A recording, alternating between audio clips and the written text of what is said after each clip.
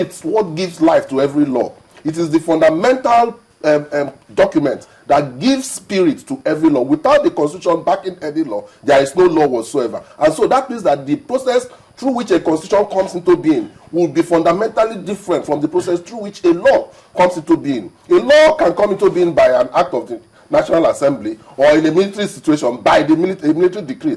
But the Constitution can only but come into being by the will of the people, by the input of the people, by the autonomity input of the people, by when the people put their use their own discretion to say this is the kind of constitution we want to govern us. For example, you look at the preamble to the 1999 Constitution to tell you that there's a big difference between a law and a constitution. It says that we, the people, do hereby blah blah blah make and give to ourselves the following constitution. You and I know that never did Nigerians sit together to decide on the constitution or vote on it. Up to today, even the National Assembly and the government, they are running away from the referendum that is a fundamental requirement of every constitution. A referendum must be held so as to give impetus to the constitution, and that is where the difference is. You cannot just come and say that since it is a law and we have agreed to be respecting it. You can agree to be respecting a law by coercive means. You have been coerced into obeying it because of the principle, because of the laws and the force that the government has, and because you cannot do otherwise. Let's look at this. Let's paint this scenario. So we decide that we're going to vote. We're going to do a referendum, and a referendum is done because even though the argument has always stayed as to whether or not we should sit and write a new one or we should just simply vote on this one, the National Assembly has told us that they do not have the powers to do that. In fact, they cannot just decide because it is not in this particular constitution for them to be able to do that. But let's paint a scenario and say, assuming we decide that let's vote on it, what exactly does it change? No, you don't vote. You see, the contents, it is not the contents that make a constitution. You can have the best documents, the best contents in the world, and yet it lacks validity. It lacks legitimacy. That's what I'm saying. So assuming that we decide to vote as a way of giving validity to this constitution, what does it change about the spirit of how we obey certain laws? Is it that the constitution will breathe new lives into our law, and all of a sudden we see ourselves more as Nigerians and we begin to follow the laws as we should? That will take back sovereignty to the people. It would come back to the point that you and I are the people who have made the constitution for us to be governed with, not the National Assembly. We gave the National Assembly the mandate to make laws on our behalf, not to make constitution for us. So they cannot come back. You can't place nothing on something and expect it to stand. You can't place legality upon illegality and expect to get legality. What the constitution is an illegitimate document. And so you cannot say that because it did not provide for a means of making a fresh constitution, therefore that you cannot do it. That means that you are trying to even go back to an illegality, to an illegitimate document to derive legitimacy. It is impossible. You have to go outside of that present constitution to derive this legitimacy. It doesn't matter the contents. Once you have gotten that legitimacy, you have got the people involved. My question is, how does it stop impunity? Because we're looking at impunity on different levels. No, it's a different thing. I am saying that is the source of impunity. It doesn't stop impunity.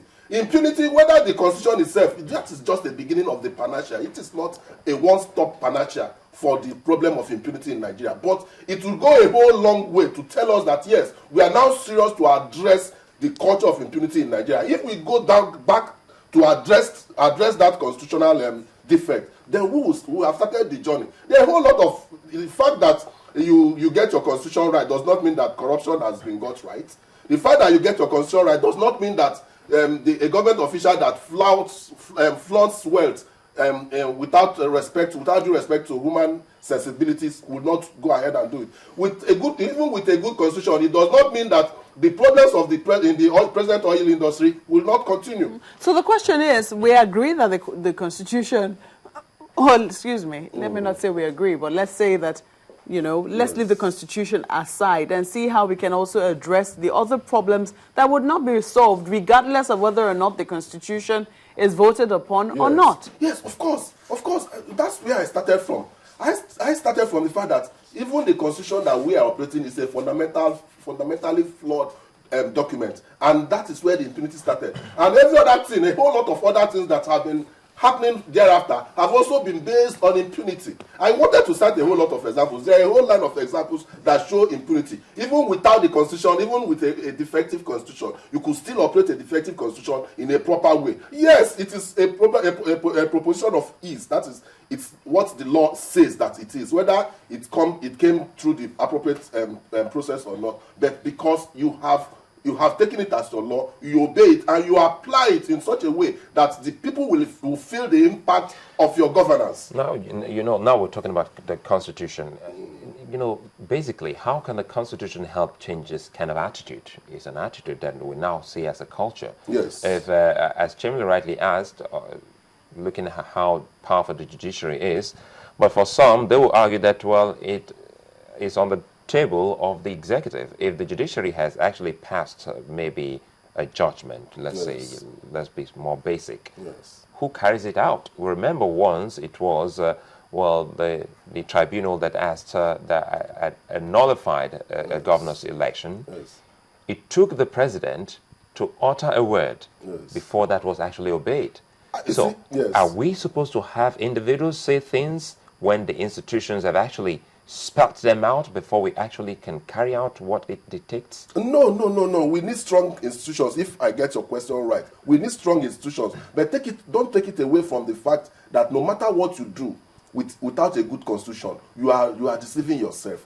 Because the government cannot easily operate without addressing the defect in the constitution. They can also easily operate in other spheres without addressing the legality, validity, legitimacy, or appropriateness of whatever they are doing in all other spheres too.